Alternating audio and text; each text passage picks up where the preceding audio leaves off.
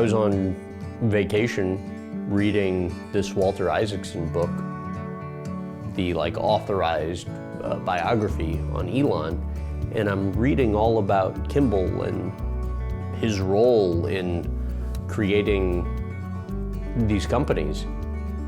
And I just remember thinking, we have got to profile this guy for an episode. These are two brothers that came from an abusive household. Their dad psychologically tortured them, as Kimbal told us. I mean, we lived in torture. It was a emotional, psychological torture.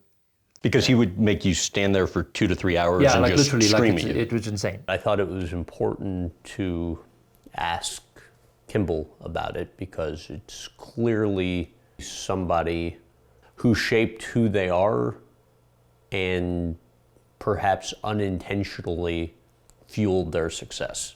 That was the part of the interview that I think could have gone south, but fortunately Kimbal was open to talking about it, and he was very candid about his strained relationship with his father, and I thought that was a pretty powerful moment. Could you ever envision a day where that relationship's able to be repaired? It really doesn't occur to me. I think that I've left that one in the past. More recently, at the end of interviews, folks have said this felt like a therapy session, but never had somebody who felt the need to meditate after a conversation with me.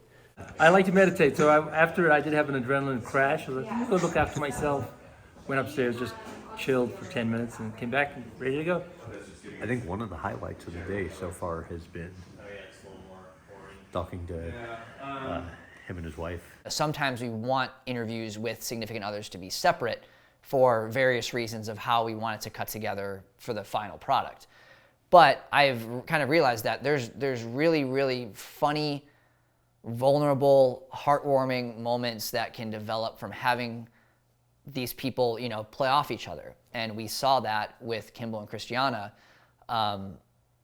like proposing on Ambien. He proposed to me on Ambien and then forgot.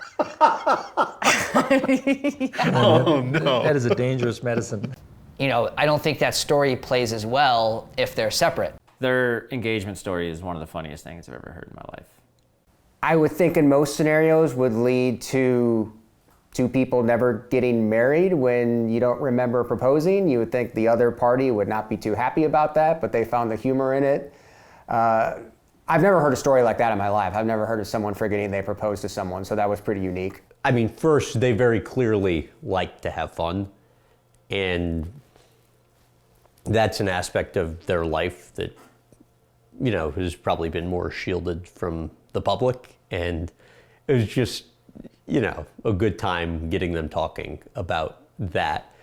She is super successful in her own right, but has also been through a number of challenges.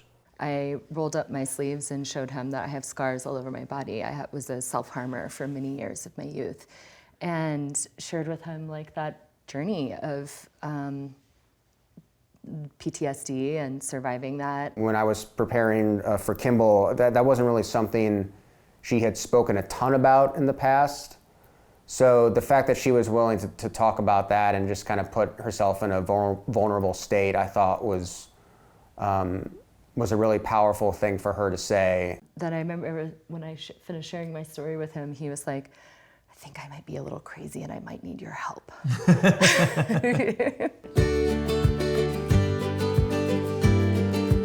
Kimbal is a world-class chef, and that's a lot of the work he does now in culinary, and you understand why he's had success in that. So I'm gonna put a dab of butter in there. That's a dab of butter? Just a dab, just a dab. The man uses a lot of butter. I mean, that's how I cook eggs. I cook eggs with a lot of butter, so it was nothing new to me. Really good. I like it with the butter too. You can't go wrong there. That is a breakfast, you never get tired of. I felt guilty because, you know, you're cooking for the cameras, you cook, take a few bites and then move on. And when it was time to move on, like I went back to have more. I think like most of the eggs went uneaten because we were in such a rush. I think like Kimbal took a bite and Graham took a bite, and then the eggs just, you know, they were laid to waste.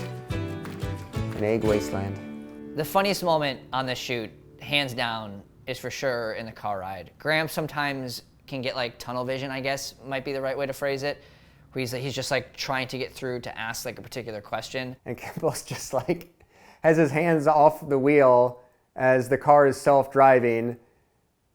He's clearly showing Graham that the car is self-driving with his hands like this.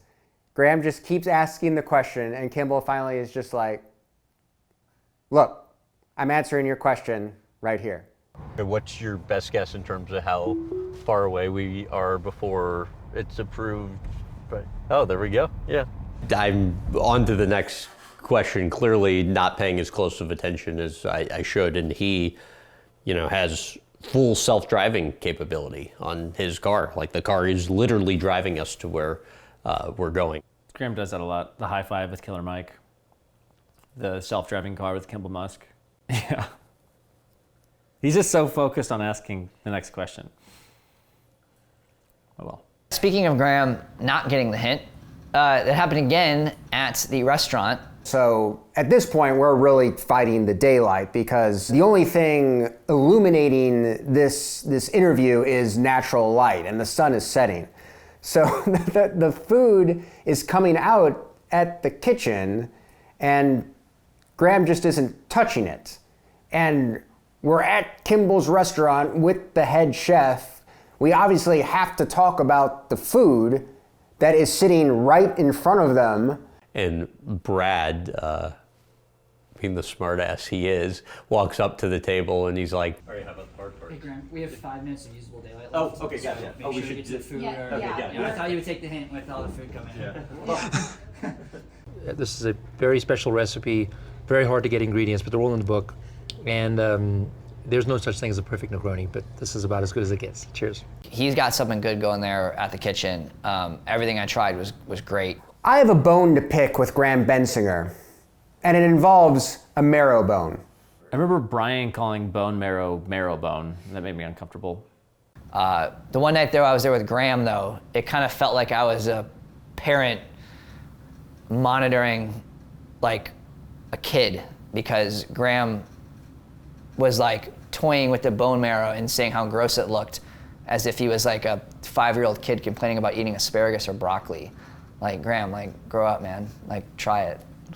yeah, I'd never had bone marrow before, and that, I mean, I'm sure some of the best bone marrow you can have, but the thought of it made me want to vomit. Graham ended up eating it, and he ended up liking it, so it was really much ado about nothing, but it made it very difficult in the editing process because Graham was being a little baby, was really what it came down to.